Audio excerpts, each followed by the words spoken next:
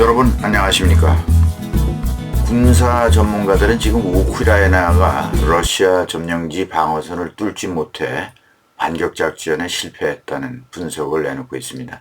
그런데 오늘은 우크라이나 전선 사정을 확실히 알 수 없는 우리로서는 그런 견해가 사실인지 정말 그런가 하는 궁금증을 다소 친러 블로거 중에 한 사람의 말을 인용해서 다소나마 추측해 보고자 합니다. 러시아 연방보안국 출신으로 유명 군사 블로거인데요. 이고르 기르킨이라는 사람이 있습니다. 이 사람이 좀 다른 견해를 내놨는데요. 뭐라 그랬냐면 앞으로 향후 6개월간은 우크라이나에서 러시아군이 진격할 수 없을 것이다 라는 전망을 내놨는데요. 기르킨은 지난달 26일 자신의 아내에게 보낸 편지에서 우크라이나의 반격 탓에 러시아의 입지가 점차 악화되고 있다고 주장했습니다. 이 내용은 7일, 현지 시간 7일 영국 일간 텔레그라프지가 보도했습니다. 기르킨은 또 상당히 의미 있어 보이는 말을 했는데요. 우크라이나가 최전선의 러시아 부대를 괴멸하지 못하더라도 러시아는 어떤 광범위한 공세도 진행할 수 없을 것이다 라고 말했습니다. 무슨 말이냐면 방어는 하더라도 공세는 더욱 불가능하다는 얘기입니다. 최근 러시아가 우크라이나 동부 아우디우카에 대한 공세를 강하게 밀어붙였죠. 그런데 이 과정에서 대규모 손실을 입었습니다. 그 점에 관련한 얘기입니다. 많은 병력을 아우디우카에 쏟아 넣었는데 다 쓸려 나갔던 것이죠. 미국 싱크탱크 전쟁연구소도 이렇게 말하고 있습니다. 러시아군은 자체 공세를 시도하는 동시에 우크라이나의 반격을 격퇴해야 한다. 그러면서 그런 점에서 현재 벌이고 있는 러시아의 공세가 앞으로 러시아의 작전 전망에 악영향을 미치고 있다는 이 기르킨이라는 사람의 분석에 주목할 만한 여지가 있다라고 짚었습니다. 다시 말하면 러시아가 방어선을 지키기 위해서는 그만큼 공세도 취해야 하는데 이게 어렵다는 거죠. 공격이 최선의 방어라는 말이 있지 않습니까? 병력 조달이 쉽지 않다는 겁니다. 러시아 진격을 비관적으로 보고 있다는 얘기입니다. 이것은 시청자 여러분들께서도 짐작할 수가 있겠죠. 이 무기 부족 현상이 일어나서 오죽하면 이제 북한의 무기를 쉽게 말하면 이제 구걸하는 식으로 했겠습니까? 또 인간 파도 타기 식으로 막대한 병력을 쓸어 넣어서 손실을 보고 겨우 그로 인한 전선의 방어를 지탱하고 있는 그런 실정이라고 볼 수 있죠. 기르킨의 말로는 현재 우크라이나의 병력이 러시아보다 많다고도 전했습니다. 네, 이건 좀 과장된 말로 보이긴 합니다만 좌우간 기르킨은 또 우크라이나가 F-16 전투기 등 더 많은 서방 장비로 무장할 경우에 군사 기술적 관점에서도 전보다 대폭 강화되어 갈 것이 분명하다. 이렇게 내다봤습니다. 최근의 일입니다. 러시아 사정에 대해 기르킨은 또 이렇게 말했습니다. 러시아에서는 동원 활동이 둔화될 수밖에 없다. 내년 3월 대선을 앞두고 있기 때문에 모병 활동이 강화되기 어려울 것이다. 이렇게 전망했습니다. 네, 이건 타당한 판단이라고 볼 수 있죠. 이 전망은 푸틴이 재선되기 위해서는 모병을 조심스럽게 해야 한다는 얘기입니다. 러시아 시민의 불만을 최소화해야 하기 때문이죠. 그리고 러시아군은 새로운 계약병과 지원병, 모병을 위한 잠재력을 소진했다. 이렇게 또 그가 말했습니다. 병력 자원이 고갈되어서 병력 보충이 어려워졌다는 그런 얘기입니다. 이 기르킨이라는 사람은 지난 2014년 러시아가 우크라이나 크림반도를 병합할 때 큰 공을 세운 사람입니다. 우크라이나 동부 지역에서 친러 반군을 조직해서 활동한 그런 인물로 알려졌는데요. 지금은 군사 블로거로 활동하며 러시아에서 적지 않은 영향력을 행사하고 있습니다. 기르키는 우크라이나 침공을 지지하는 인물입니다. 그러면서도 러시아 정부가 전쟁에 더욱 적극적으로 나서지 않고 있다라고 비판을 해왔습니다. 극단주의자라고 볼 수 있죠. 그런데 지난 7월에는 블라디미르 푸틴 대통령이 내년 대선에서 재집권할 경우 러시아 국민들은 살아남지 못할 것이다 라고 기르킨이 자기 소셜미디어에 이 내용을 올리자 극단주의자라는 혐의로 체포되었었습니다. 네, 선거 후에 푸틴의 독재가 힘을 받기도 해서 강력한 징병으로 우크라이나 전선에 대규모 병력을 밀어 넣을 것이다 라는 그런 얘기죠. 푸틴이 2030년까지 집권할 테니 강력한 통제를 가할 것이라는 글을 노골적으로 썼다가 감옥행을 했던 그런 인물입니다.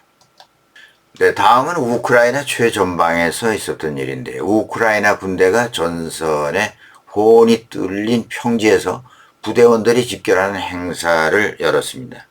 이걸 포착한 러시아군이 미사일로 공격해서 장교를 포함해서 사병들이 무더기로 숨지는 일이 벌어졌다는 얘기입니다. 그러지 않아도 우크라이나가 산이 거의 없는 평지인데 병력이 한 곳에 모여 있다가 변을 당한 것이죠. 전선에서 전투가 아니라 부주의로 귀중한 장병들의 생명을 잃었다는 겁니다. 분노하는 여론이 불길처럼 일어났다는 얘기인데요. 대통령이 직접 나서서 철저한 진상규명을 약속하면서 진화에 나섰지만 누가 봐도 있을 수 없는 이 지휘관의 황당한 실수로 보입니다. 해당 여단장을 직무정지 처분을 하고 형사사건 수사에 착수했다고는 전해지고 있지만 네, 그런 사건이죠. 장소가 어디냐 하면 우크라이나 남동부 자포리자 전선인데요. 우크라이나 육군 제128 독립사단 돌격여단에서 있었던 일이었죠.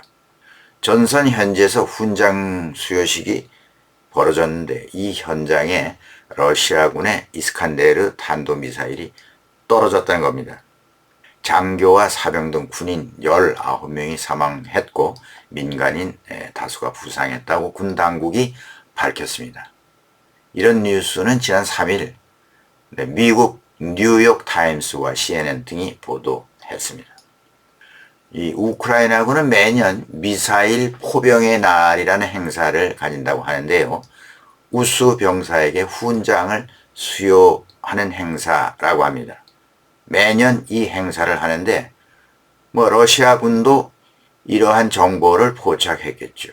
뉴욕 타임스에 의하면 훈장 수여식이 열릴 것이라는 말이 부대 안에 돌았다고 한 익명의 병사가 전했다고 하는 것으로 봐서 부대 안에 러시아 스파이가 있을 가능성도 제기됐고 또 러시아 정찰 드론이 우연히 행사 현장을 포착했을 가능성도 있다고 추측할 수 있습니다. 원인 파악은 안 나왔습니다. 그런데 최전선에서 이런 위험천만한 행사를 하게 된 이유가 있습니다.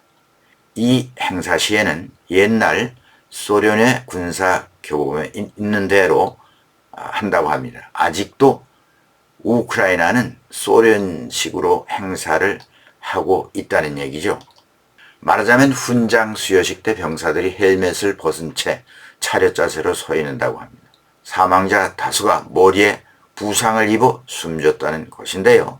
소련 시절에는 물론 공중에 드론이 없었죠.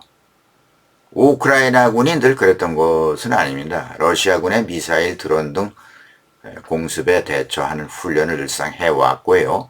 은밀하게 대규모 인원 밀집을 피하는 방식으로 싸워왔는데 소련식 습관을 버리지 못한 것이 화를 불렀다는 겁니다. 뉴욕 타임스 얘기로는 우크라이나가 군대 병력을 늘리기 위해서 예비군을 동원하다 보니 옛날 구소련식으로 훈련을 받은 나이 많은 장교들도 군에 복귀하게 되는데 이들이 익숙한 구소련식 행사를 치르다 보니 이런 참사가 빚어졌다고 전해지고 있습니다. 젤렌스키 대통령도 이런 구소련의 유산과 끔찍한 관료주의를 질책했다고 합니다. 근데 다음은 우크라이나군 총사령관인 잘루지니 장군이 해임됐다는 소문이 한때 돌았습니다. 사실이 아닌 헛소문으로 밝혀졌지만 진원지는 러시아의 매체인 러시아 관영 스푸트니크 통신이 우크라이나의 한 의원의 말을 인용해서 우크라이나 우메로 국방장관이 발레리 잘루지니 총사령관인 우크라이나군 최고 수장을 해임했다라고 보도를 했는데요. 가짜 뉴스로 판명이 되자 곧바로 삭제하는 해프닝을 벌였다는 그런 소식입니다. 스푸트니크 통신이 이런 정보를 어디서 얻었는가 하면요. 우크라이나 정치권 안에 야당 정당이 있는데요. 유럽 연대당이라는 정당이 있습니다. 이 당의 소속 의원인 볼로디미르 아리에우 대표가 루스템 우메로우 국방장관이 발레리 잘루지니 총사령관에 대한 해임 건의안을 제출했다는 내용을 자신의 페이스북에 게시물로 올린 것이 근거였습니다. 이 유럽연대당에는 페드로 포로셴코 전 대통령이 소속되어 있습니다. 이 사람은 젤렌스키 대통령의 정치적인 라이벌이죠. 부패 혐의로 물러났던 인물인데요. 우크라이나 대통령실은 즉각 텔레그램 입장문을 내고 포로셴코 당이 자국 우크라이나를 상대로 벌이는 정보전의 본보기 이렇게 얘기를 했습니다. 또 단순한 거짓말이 아니라 의도적인 조작이다 라고 하면서 해임 소식을 일축했다고 현지 언론 스트라나를 통해 밝혔습니다. 포로셴코 전 대통령이 차기 젤렌스키의 대항마가 되지 않을까 이런 생각도 해봅니다. 잘루지니 총사령관은 작년 2월 러시아의 침공으로 전쟁이 발발한 이후에 줄곧 총사령관으로서 우크라이나군을 전선에서 진두 지휘해온 인물입니다. 다음은 트럼프 전 대통령 얘기인데요. 트럼프 대통령이 우크라이나를 방문해달라는 젤렌스키 대통령의 제안을 거절했다는 얘기죠. 현지 시간 7일 젤렌스키 대통령의 제안을 거절했다고 우크라이나 매체 유로마이단 프레스가 미국 뉴스 맥스를 인용해서 보도했습니다. 우크라이나는 지금 미 공화당 후보 도널드 트럼프 대통령의 재선을 상당히 우려하는 눈치로 주시하고 있습니다. 만약 재선된다면 우크라이나 지원에 바이든 현 대통령 같진 않을 테니까요. 네, 트럼프 전 대통령은 성명을 통해서 이렇게 말했습니다. 나는 젤렌스키 대통령을 매우 존경하지만 지금은 우크라이나에 가기에는 부적절하다 라고 하면서 바이든 행정부가 현재 그를 상대하고 있는 만큼 나는 이해 충돌을 일으키고 싶지 않다 라고 말했습니다. 그런데 도널드 트럼프 전 대통령의 말입니다.